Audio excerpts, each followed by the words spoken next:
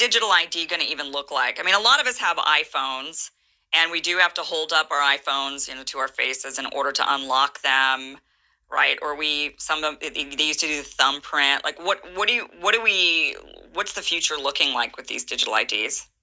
Well, if you look through this document, it's called Our Common Agenda. It actually came out in 2021. But really, what people have been deceived a lot about is the connection between the World Economic Forum and their multinational global public private partnership, which really makes a lot of this work. A lot of these companies that are involved in the tech side and on the back end of this are partners of the World Economic Forum. In 2019, they had been working together for years, but in 2019, before COVID, the World Economic Forum and the UN put out a joint agreement that they were going to team up to fast forward the 2030 agenda, also known as the Sustainable Development Goals, which is what a lot of this is about. So in that document, it goes through iterations of this digital ID to the point where they are actually talking about surveillance under your skin, meaning that there would be microchips, which is happening in some countries. Sweden and other places are doing pilot programs.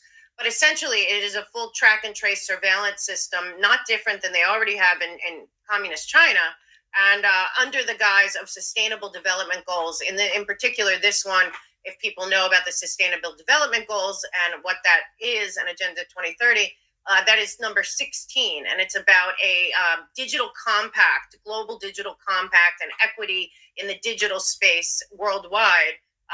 But at the end of the day, it's about a track and trace kind of ledgered surveillance system that would be behavior modification and have an aspect to it that is punitive. Right.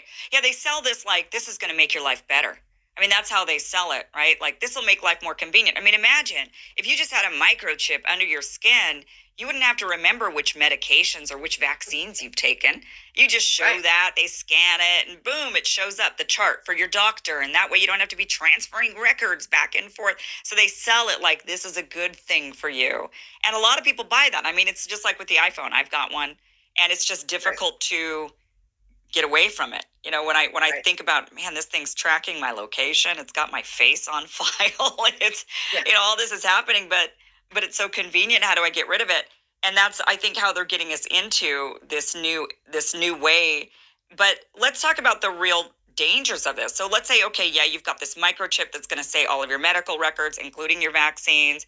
You've got a digital ID that's somehow connected to your banking account. So it makes it easy. You can just easily get your money from the government. You can easily spend your money, right? So everything just seems really, really convenient. But there's some serious downsides potentially to this. Yeah, well, the first thing that people and then the American people really have to understand this, because if we go into this, there is no coming back. And that Yeah. is really, really important for people to understand. This is being fueled. It is my belief right now that there's a billionaire oligarchy in America. They're pretty, you see who they are. We got the Larry Finks. He's very involved in this. He's also on the board of the World Economic Forum and involved in China and many other things. So he's one of the people. So this is attached to, of course, the central bank digital currency, Executive Order 14067. And that is also attached to, which many people didn't pay attention to, in the National Defense Authorization Act. Joe Biden and his group, I believe that they're more concerned with the globalist citizen, goals, the sustainable goals. They often bring up 2030 and that they're trying to do that, which is what this is about. They have a summit coming up in September where Joe Biden is expected to sign on to this new Our Common Agenda, which has this in it. But what they are really doing here, and it's been developed, it was ID 2020. It was the Gates Foundation, Rockefeller Foundation, World Economic Forum, UN, and a bunch of partners of the private Western central banks. So this would also include, your money wouldn't be your money anymore. It'll be programmable tokens. Instead of money, basically, it would be on a ledger system, which was in that National Defense Authorization Act, was the money to fund basically a blockchain to put every American citizen, every citizen of the world, honestly, onto a blockchain system. And that would also include all of their other alliances. So they have an alliance with the World Health Organization. They have an alliance with the World Bank, with the IMF. They have an alliance with also with the IPCC. So this digital ID would not just include your vaccine status and your health records, but also there was an executive order about biometric data. So that would be on there as well. your what you spend your money on would be on there. So there's the ESG score, digital track and trace of also your carbon usage. So they signed on in Glasgow, the Biden group with Kerry and Gore, to something called Climate Trace, which would be kind of your climate score. And then they also have another whole level of that, which is the World Health Organization just had their meeting where they, the Biden administration and his representatives that he sent there from our nation, were actually pushing for these amendments that would allow the World Health Organization to call a pandemic. Once called, then that would also interact with our biometric track and trace controlled app, financial, whatever model that they're doing at that iteration with the digital ID.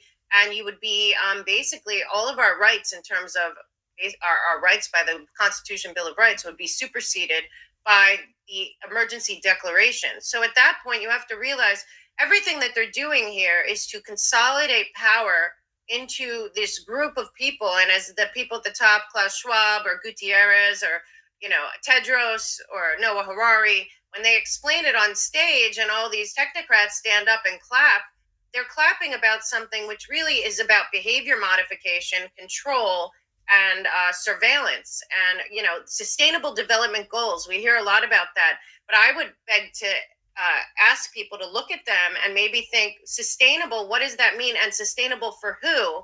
And then in order to have those goals, they need to be surveilling every human basically on the planet for consumption of everything, of anything. That's also animals and natural resources.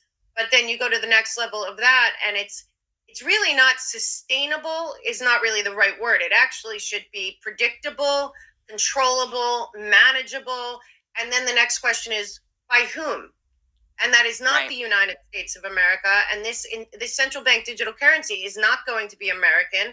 And we all know that they want a one-party system, it appears, coming up. But I would say to both left and right, Republican and Democrat, that are picking some side, that control that they want, that one party, would really be this globalist governance model. And I don't believe they're hiding it. And I believe that this is the way that they are going to implement that.